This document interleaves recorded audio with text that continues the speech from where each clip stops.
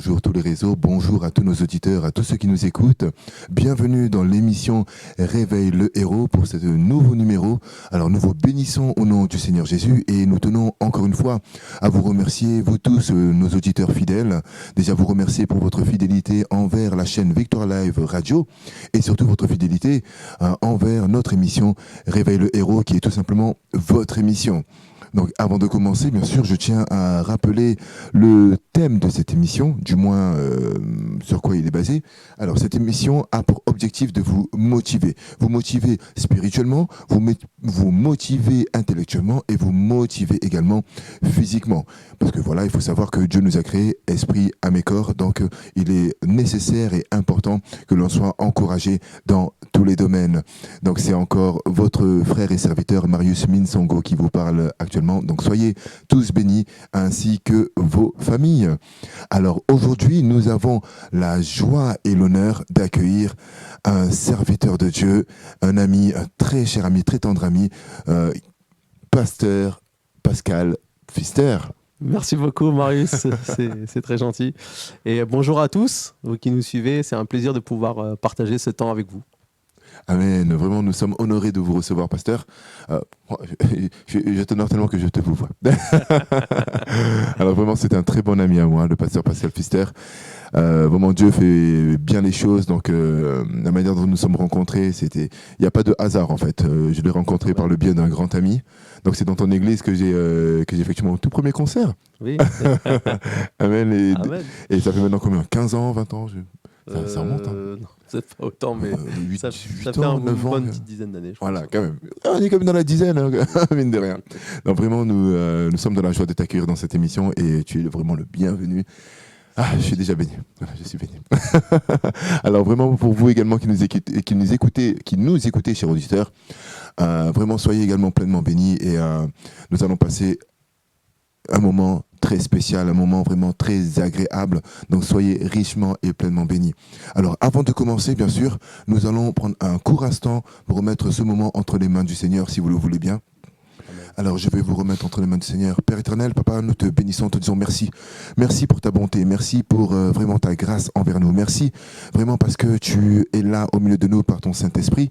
Père éternel, nous voulons te remettre ce moment entre tes puissantes mains, que tout ce que nous allons dire, tout ce que nous allons échanger puisse te glorifier, Père éternel. Nous nous soumettons à toi, Père éternel. Reçois la gloire, l'honneur et la puissance. C'est au nom de Jésus-Christ, notre Seigneur et Sauveur, que nous t'avons prié, Père éternel. Merci, Papa, pour les âmes qui seront restaurées. Merci pour les âmes qui seront encouragées aujourd'hui, Papa. À toi la gloire, au nom de Jésus-Christ. Amen. Amen. Amen, amen, amen. Alors, comment te sens-tu aujourd'hui, pasteur ? Ah, très bien, très bien, très bien. C'est bien, en plus tu viens avec le sourire, donc ça ramène encore plus de lumière que l'éclairage excellent que nous avons aujourd'hui. Amen. Amen. Amen. Quelqu'un a dit le sourire, c'est la lumière. Amen. Amen. Amen. Alors, nous allons aujourd'hui présenter le thème de ce jour, le thème de notre émission. Alors, c'est comment vivre Jésus-Christ sur son lieu de travail. Comment vivre le Seigneur sur son lieu de travail. Pasteur Pfister, qu'est-ce que tu penses de ce thème ? Ah bah c'est quelque chose de très concret et moi j'aime quand c'est concret parce que je crois que c'est important d'être un chrétien le dimanche mais aussi un chrétien le lundi. Amen. Et le mardi et le mercredi et le jeudi, vendredi et le samedi. Amen. Oh bon, mille excuses. Je suis rentré dans le thème et je t'ai même pas donné l'opportunité de te présenter. Alors je vais te laisser te présenter pour toutes les personnes qui ne te connaissent pas, bien sûr. Alors je suis Pascal Pfister. Je suis pasteur maintenant depuis 10 ans. Donc on a commencé avec mon épouse l'église Imagine à Choisy-le-Roi. Donc nous sommes vraiment heureux de pouvoir voir comment Dieu agit aussi au travers de notre église. Et avant d'être pasteur, pendant 8 ans, j'ai travaillé à EDF. J'étais donc embauché à EDF, j'ai fait même mes études là-bas. Et donc du coup, je sais aussi un petit peu de quoi il en vient d'être sur un lieu de travail, de voir aussi faire face à la vie du quotidien, qui est des fois bien différente de ce qu'on peut vivre le dimanche quand on va à l'église.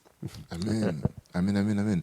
Et c'est vraiment important d'avoir ce genre de témoignage. Je te bénis encore une fois pour ton témoignage vivant. Alors j'ai oublié quelque chose. Bien sûr. Bon, je suis marié, ça vous l'avez compris parce que j'ai parlé de mon épouse, mais j'ai aussi 2 petites filles. Amen. Shana qui a 4 ans, Andrea qui a 2 ans. Et une petite princesse qui va arriver dans presque un peu moins de 2 mois, donc c'est la joie dans la famille. Amen, amen, amen. Et qu'on salue, bien sûr, on salue Pasteur Pfister, Madame Pfister, la Lida. pastoresse, voilà, Lida Pfister. Je ne sais pas si on dit la pastoresse dans le jargon, mais bon, en tout cas, la pastoresse Lida Pfister. Nous te saluons, nous te bénissons richement, toi ainsi que tes merveilleuses filles, que j'ai également la joie de connaître avec mon épouse, des petites princesses. Voilà, que Dieu vous bénisse abondamment dans votre ministère. Amen. Merci. Amen, amen, amen. Alors vraiment, c'est très important d'avoir ce témoignage-là, vivant comme quoi, avant d'être pasteur, voilà, tu n'es pas né pasteur, c'est que tu as été employé dans une entreprise. Donc, bien sûr, tu sais comment dire ça, ce qu'il en vient, comme tu as si bien dit, voilà, de vivre Jésus-Christ sur ton lieu de travail. Alors, est-ce que tu peux nous en dire un peu plus sur la manière dont tu vivais ta vie chrétienne sur ton lieu de travail? Oui. Alors, juste, je vais introduire un petit peu. En fait, moi, j'ai eu l'appel très tôt, enfin, quand j'avais 18 ans. Je sentais que j'étais appelé à servir Dieu. Je suis fils de pasteur, donc c'était la dernière chose que je voulais faire, être pasteur. Ouais. mais j'ai senti vraiment que Dieu m'a appelé quand j'avais 18 ans. Et ça s'est passé quand j'ai eu 29 ans. Donc, il y a eu un laps de temps. Et je savais qu'il y avait un temps où j'avais besoin d'aller et de travailler, de me former. Et donc, du coup, c'était pour moi très bénéfique aussi de pouvoir expérimenter ça. Alors, dans ces années-là, Dieu m'a aussi beaucoup aidé à travailler aussi, parce que quand on est pasteur, on s'occupe de personnes qui vivent des choses au quotidien, et donc c'est important aussi d'être connecté à cette réalité.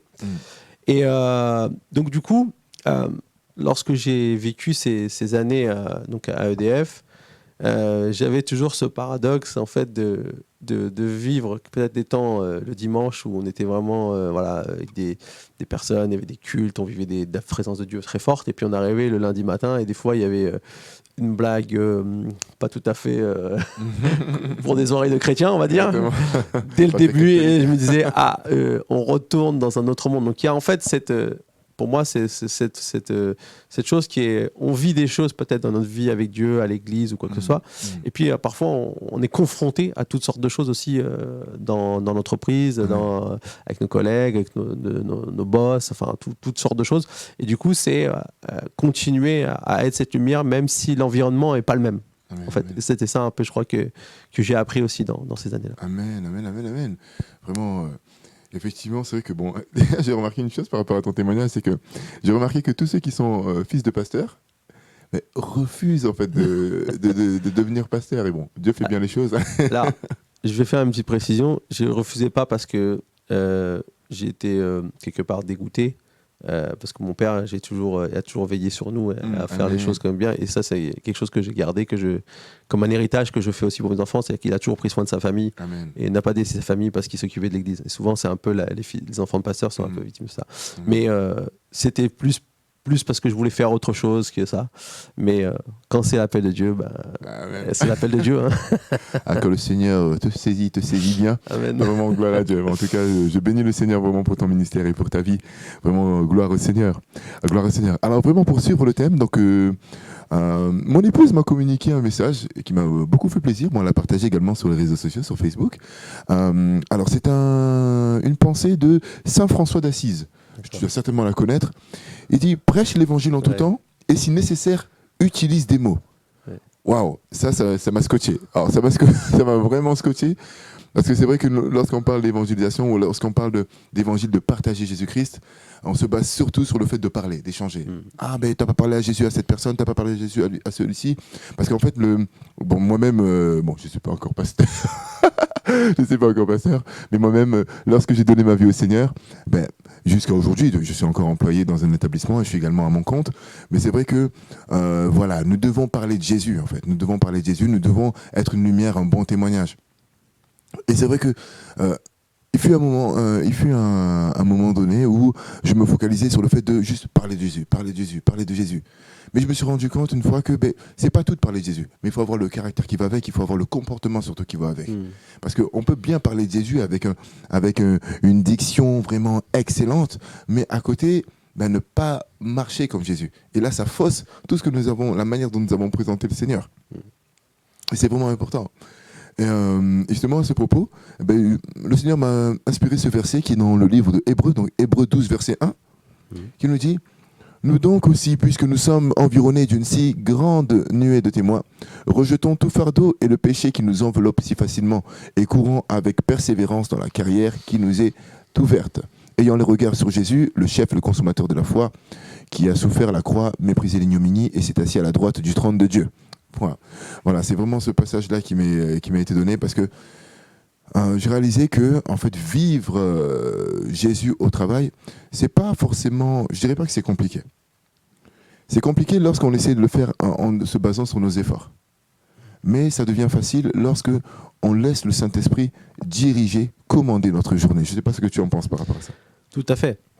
Ce que je pense, c'est que lorsqu'on est au travail, c'est souvent là où on passe énormément de temps, parfois peut-être même plus qu'à la maison. C'est ça.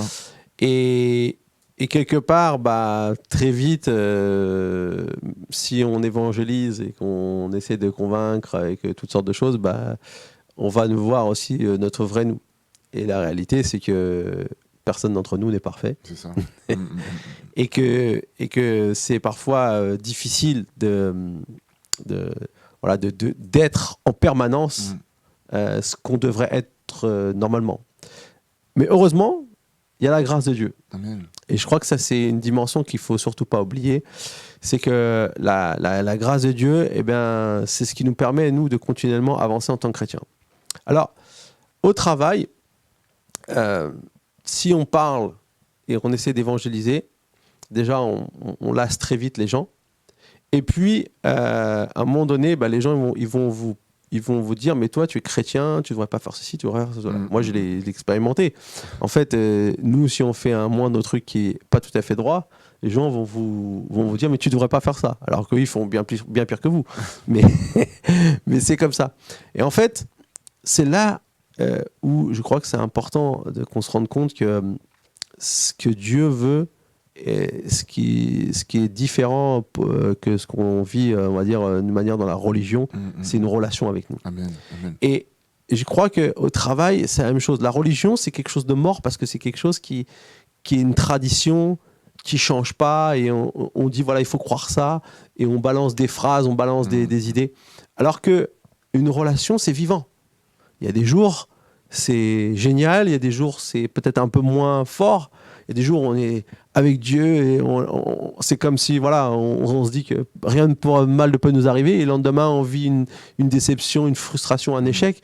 Mais c'est ça la relation. En fait, Dieu il est avec nous et il nous aide. Et je crois que c'est ça qui est important de comprendre aussi au travail, c'est que c'est important aussi de vivre notre foi comme une relation. Amen. Et de le présenter ça aux autres. Amen. Et du coup, ça va amener une dimension différente. Et comme disait Saint François d'Assise, c'est beau de parler, mais ce qui compte, c'est ce qu'on est, c'est ce qu'on fait. Amen. Et du coup, quand on agit comme un chrétien, lorsqu'on essaie d'être chrétien, lorsqu'on arrive à demander pardon quand on a fait une faute, je peux vous assurer que vos collègues ils vont être beaucoup plus impactés si vous savez reconnaître vos torts que si vous allez être quelqu'un qui fait jamais quelque chose de mal. Amen, amen, amen. Amen, gloire à Dieu, c'est vrai. Amen. Parce que pour rebondir encore une fois sur ce que tu viens d'annoncer, c'est vrai que quelquefois nos croyances sont un peu faussées, dans le sens où la parole de Dieu dit que nous devons être parfaits comme le Seigneur est parfait. Et cette notion de perfection, en fait, dans notre système de pensée, elle est mondaine, en fait. C'est-à-dire qu'il y a la vision de Dieu, sur la perfection selon Dieu, et notre perfection à nous. Pour nous, l'homme parfait, je vais dire, c'est Superman, par exemple. Superman, voilà, il n'a jamais mal, etc. Bon, à part si on lui met de la kryptonite devant son nez, mais sinon, voilà, il est quand même assez costaud. Et on a souvent tendance à tomber dans un sentiment de culpabilité lorsque nous faisons quelque chose de pas bonne. En fait, que lorsqu'on on fait une erreur, etc., il y a notre ego qui est touché. Et surtout lorsqu'on commence bien, et justement c'est là le danger, parce que souvent on commence bien, et quand je dis on commence bien, c'est-à-dire que voilà, on arrive dans l'entreprise, personne ne nous connaît, donc là on établit bien une bonne base de chrétienté, on montre bien que voilà, nous sommes chrétiens, voilà, on parle de Jésus, voilà, on parle de Jésus, on agit même comme Jésus, mais maintenant il faut savoir que le travail c'est une marche, c'est de l'endurance. La pensée que j'ai reçue lorsque je méditais sur ce message, c'est que on a beau bien commencer, c'est-à-dire établir une bonne base, mais on peut pas se mentir, à soi-même. Il faut être vrai, il faut être sincère, il faut être réel, il faut être tel que nous sommes. Le Seigneur nous a donné une personnalité et il faut travailler avec cette personnalité. Parce que si on arrive dans un lieu de travail et on construit une image qui n'est pas nous, à un moment donné, le masque va tomber. Et c'est souvent très dévastateur. Voilà. En fait, ce que tu dis, c'est exactement ça. Pour prendre un exemple concret, parce que moi, j'aime bien que c'est concret. Moi, quand je suis arrivé dans l'entreprise, au début, j'étais apprenti pendant 2 ans. J'ai fait mon BTS en alternance, puis après, j'ai été embauché. Amen.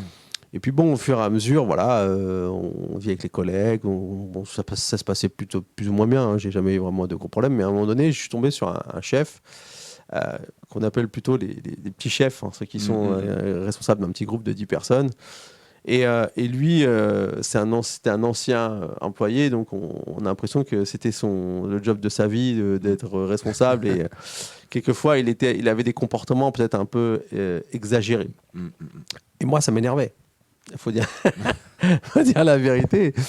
Ça m'énervait. Mais qu'est-ce qu'il veut, lui? Et du coup, j'ai commencé à nourrir quelque part des pensées pas bonnes ou d'être quelque part dans pas vraiment à faire les choses comme il fallait ou à cacher des choses. Voilà, enfin, toutes sortes de choses qui n'étaient pas bonnes. Et je crois qu'un jour, Dieu m'a vraiment parlé, m'a dit, écoute, c'est ton chef, tu dois le respecter. Il n'est peut-être pas le chef qu'on veut, mais on voit dans le Paul nous dit dans les épîtres, je crois que c'est Colossiens ou même notre épître, je l'ai dit 2 fois, il dit si vous êtes seulement bien parce que il parle aux esclaves, il dit si les esclaves sont seulement bons parce que votre maître est bon, qu'est-ce que vous avez vraiment à montrer que vous êtes chrétien? Non, c'est quand quelqu'un n'est pas juste que nous on peut avoir une attitude justement chrétienne, c'est-à-dire comme chrétienne, il faut rappeler que chrétien, ça veut dire petit Christ. Donc, des gens qui font comme Christ ferait. Et quelque part, du coup, c'est là qu'on peut impacter. Et du coup, moi, j'ai dû prendre sur moi. J'ai dû peut-être aussi, voilà, je sais plus, je crois que je lui ai demandé pardon aussi, parfois, par des attitudes qui n'étaient pas justes. Mais je peux vous garantir que quand vous faites ça, votre crédit, il augmente. Amen. Il n'augmente pas quand vous faites tout bien. Il augmente quand vous êtes prêt aussi à reconnaître vos erreurs. En étant sincère, bien sûr, pas en faisant semblant, en étant sincère et en cherchant à faire comme Christ ferait.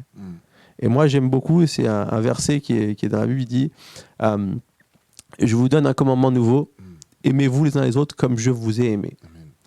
En fait, ce qui est nouveau, c'est d'aimer de la manière de Jésus. Parce qu'en fait, aimer, c'était déjà écrit dans la loi, quelque part. Jésus, il a résumé toute la loi en disant tu aimes ton prochain comme toi-même.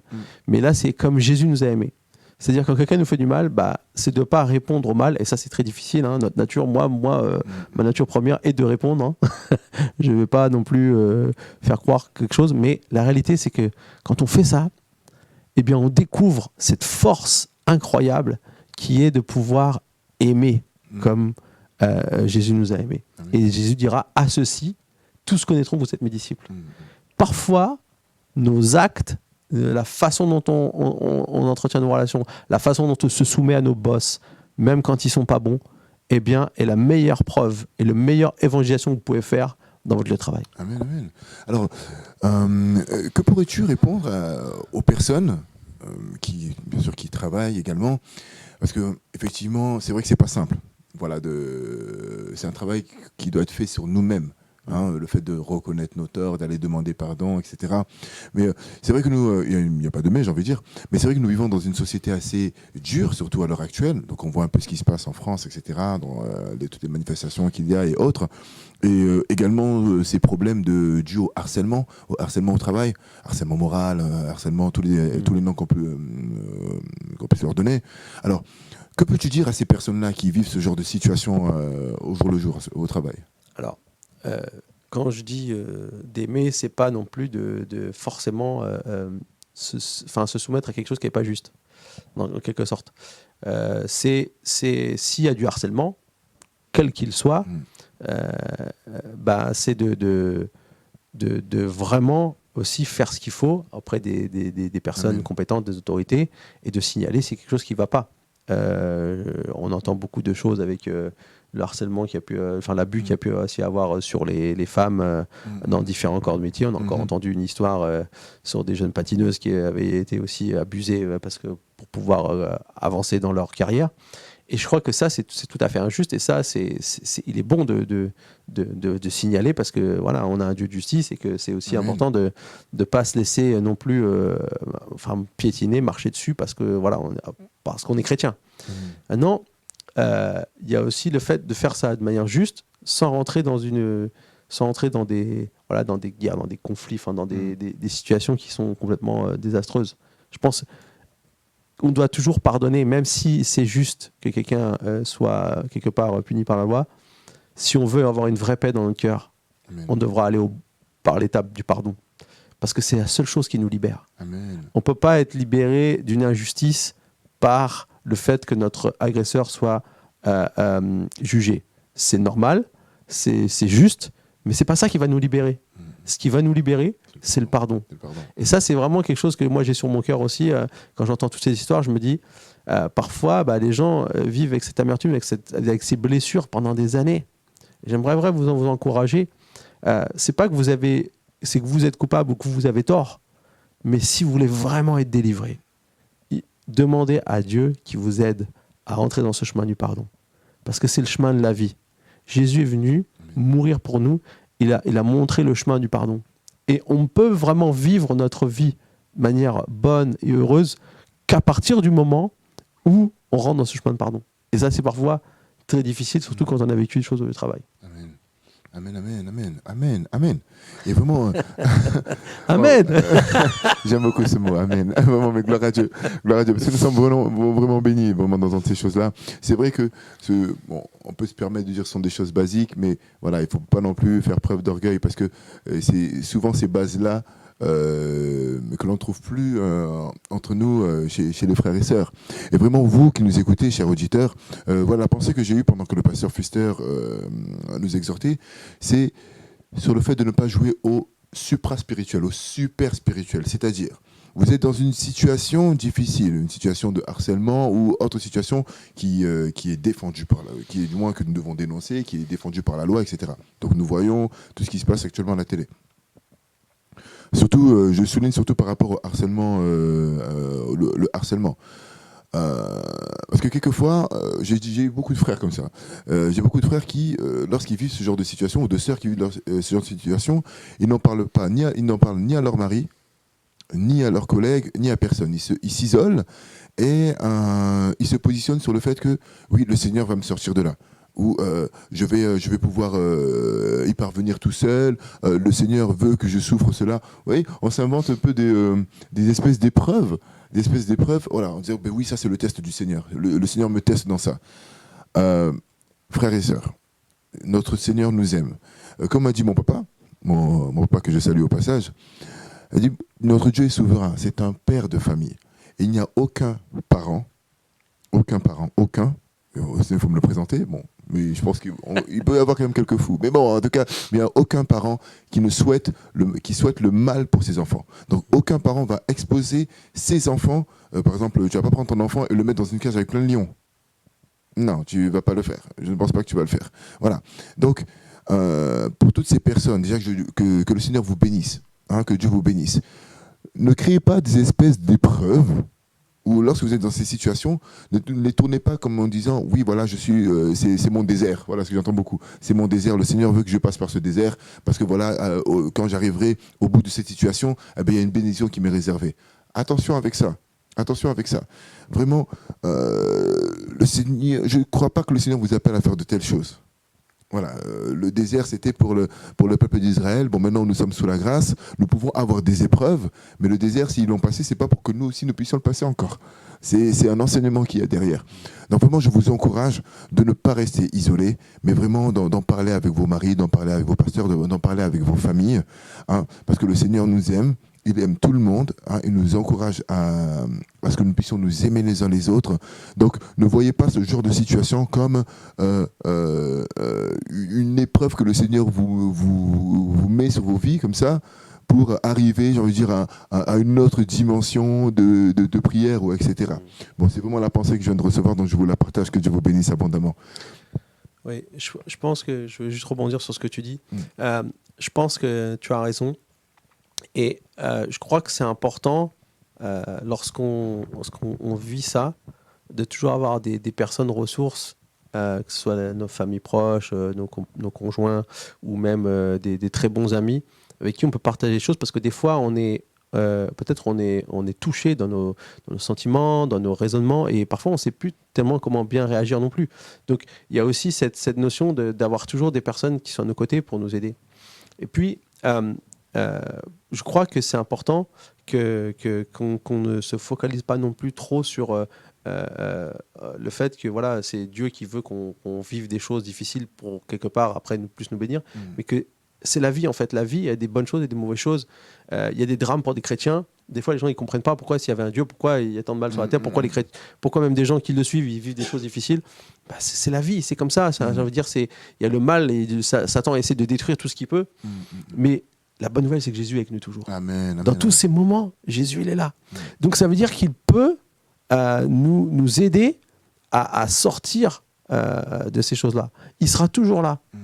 Ça ne veut pas dire qu'il veut absolument qu'on souffre, mais il sera avec nous et donc il va nous aider dans cette étape. Et c'est pour ça que c'est important de toujours avoir des bons conseillers qui peuvent être avec nous, nous aider. Amen. Amen, amen, amen, amen. Encore une fois, amen. Gloire à Dieu. Vraiment gloire à Dieu.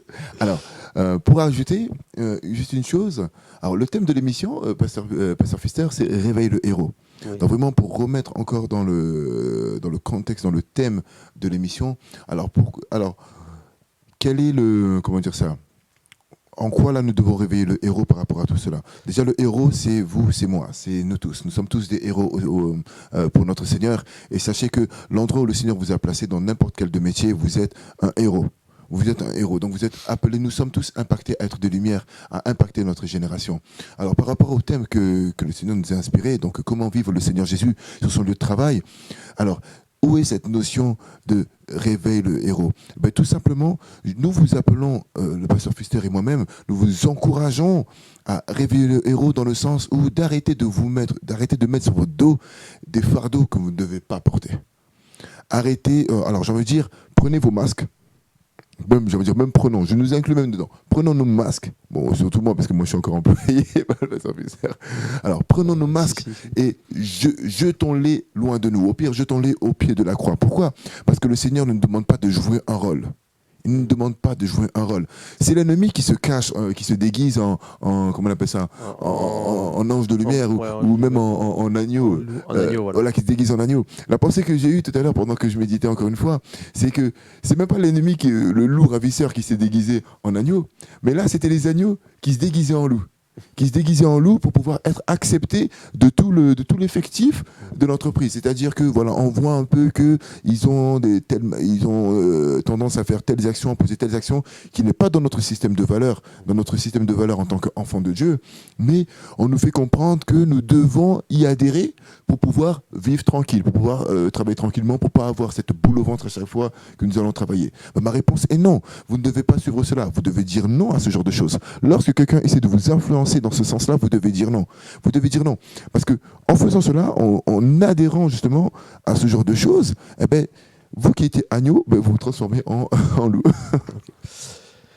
Merci. Ouais, j'aimerais dire quelque chose par rapport à ça, parce que c'est aussi ce que j'avais sur mon cœur en venant ici. En fait, quand on regarde par rapport à être un témoin, un peu ce qui est au travail, c'est un peu comment vivre Dieu au travail. On a tous à cœur quand même, on se retrouve avec plein de gens qui ne connaissent pas Dieu, on a envie de leur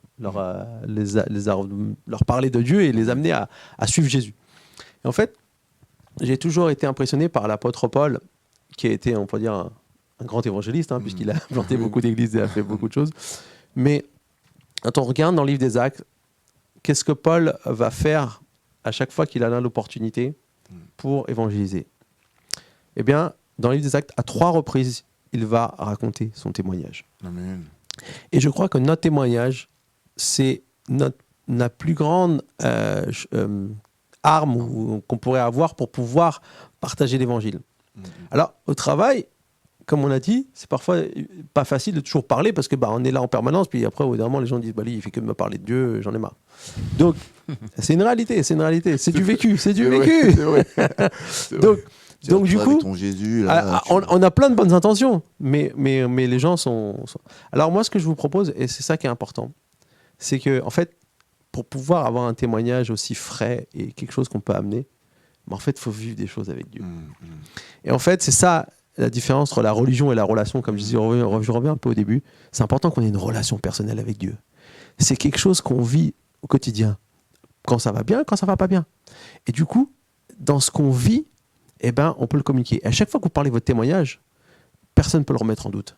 On peut mettre en doute une idée, Amen. une doctrine. Mhm. Et les gens vont dire, les musulmans vont vous dire, ah, mais non, vous croyez ça, nous, et on rentre dans des débats et c'est sans fin. Mais par contre, ce que vous avez vécu, personne ne peut le mettre en doute. Amen. Et je crois que c'est important qu'on soit là et qu'on vive des choses avec Dieu pour être aussi ces personnes qui pourront partager quelque part dans des occasions propices où nous pouvons dire, voilà ce que Dieu peut faire pour toi. Voilà ce que Dieu l'a fait pour moi et voilà ce qu'il peut faire pour toi. Et je peux vous garantir, si vous utilisez cette arme, comme a fait l'apôtre Paul, jusqu'à ce qu'il était enchaîné devant le roi Agrippa, et on va lui dire que tu peux te défendre. Et Paul ne cherche pas à défendre. Son but, c'est de propager encore la bonne nouvelle en racontant comment lui, il a été transformé. La manière dont Dieu a transformé votre vie, la manière dont Dieu continue à la transformer encore aujourd'hui, parce qu'on a besoin de transformation jusqu'à notre mort, eh bien, c'est ça qui pourra impacter aussi vos collègues, vos membres de la famille et toutes les personnes qui sont autour de vous.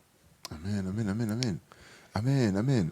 Merci, Pasteur Pfister, merci. Vraiment, j'arrête pas de dire amen depuis tout à l'heure, mais c'est pas grave. on n'est jamais rassasié de Ainsi ça. soit-il. Amen, ainsi soit-il. Non, vraiment, gloire à Dieu. Vraiment, gloire à Dieu. Et vraiment, je bénis ces moments-là parce que c'est dans ces échanges-là que nous sommes également rafraîchis, restaurés. C'est vrai, ce sont des bases, mais les bases sont très très bonnes. Les bases sont très très bonnes et j'ai envie de dire c'est comme de l'eau, c'est à boire sans modération. Ouais. Tu sais Marius, une fois il y avait un pasteur et j'ai toujours retenu, les gens ils disent ouais, pasteur, on veut des révélations profondes. Et il dit, vous voulez quelque chose de très profond, allez, faites une nation des disciples. En fait, c'est très profond. Si on arrive à le faire, là, je peux vous garantir qu'on va franchir un cap. Amen. Et des fois, on cherche des choses très compliquées, mais ce qui est important, c'est ce qu'on vit au quotidien. Amen. C'est notre vie tous les jours. Connaître plein de choses sur Dieu ne fait pas de nous des meilleurs chrétiens forcément. Amen. Ce qu'il va faire, c'est comme dit Jacques, c'est de connaître et de mettre en pratique. Amen. C'est important de connaître, hein, je ne dis pas que c'est pas important, mais c'est de mettre en pratique. Amen. Et plus on va mettre en pratique, plus on va grandir aussi dans ce que Dieu veut. Et plus on met la foi en action, et plus elle grandit en nous. Amen, amen, amen. Mais j'espère que vous avez été bénis abondamment. Nous arrivons bientôt à la fin de notre émission. Alors vraiment, pasteur, j'ai à cœur que tu puisses donner un dernier message, même si tu souhaites prier également pour nos auditeurs. J'ai à cœur de prier. Voilà, de prier vraiment et d'encourager tous ceux qui nous écoutent par rapport à cela. Sans toi libre. Alors, j'aimerais vraiment vous encourager, vous tous, sachant que à chaque fois qu'on est dans un milieu du travail, c'est toujours forcément quelque part, il y a un milieu hostile et l'ennemi va toujours essayer de nous déstabiliser. Et j'aimerais vous dire, même si vous avez l'impression que vous n'êtes plus digne de pouvoir partager quoi que ce soit parce que vous avez échoué, sachez que le Seigneur est avec vous toujours et qu'on peut toujours avancer et représenter Jésus-Christ de la meilleure manière. Même si on a échoué, on peut toujours recommencer et en faisant les choses qu'il nous demande de faire. Et parfois, c'est des choses un peu difficiles qu'on doit s'humilier, mais il nous aide à le faire. Alors, j'aimerais vraiment vous encourager, quoi qu'il arrive. C'est votre champ de mission et ça peut être une grande bénédiction. Alors maintenant, je vais prier pour vous. Seigneur Jésus, merci pour ce temps spécial que nous avons pu avoir aujourd'hui. Et je te prie pour toutes les personnes qui sont là et qui aimeraient, qui sont dans le travail et qui ont besoin de ta grâce. Je sais que c'est pas facile, je sais que tous les jours peut être parfois un défi. Et je te prie pour tous ceux qui souffrent au travail, Seigneur, que tu puisses leur donner une paix incroyable, qui surpasse son intelligence et qui puisse aussi vraiment être une bénédiction. Et je te prie pour tous ceux qui ont besoin de trouver vraiment quelque chose de nouveau et que tu puisses les bénir. Amen. Amen, amen, amen. Merci encore une fois, Pasteur Pfister. Nous sommes bénis vraiment de ta présence dans cette émission. C'est un plaisir. Je suis vraiment dans la joie. Alors, quant à vous, chers auditeurs, fidèles auditeurs, que Dieu vous bénisse abondamment, vous ainsi que votre famille. Et je vous donne rendez-vous le mois prochain pour une nouvelle émission de Réveil le Héros. À Dieu soit toute la gloire et que Dieu vous bénisse abondamment, vous ainsi que votre famille. Amen.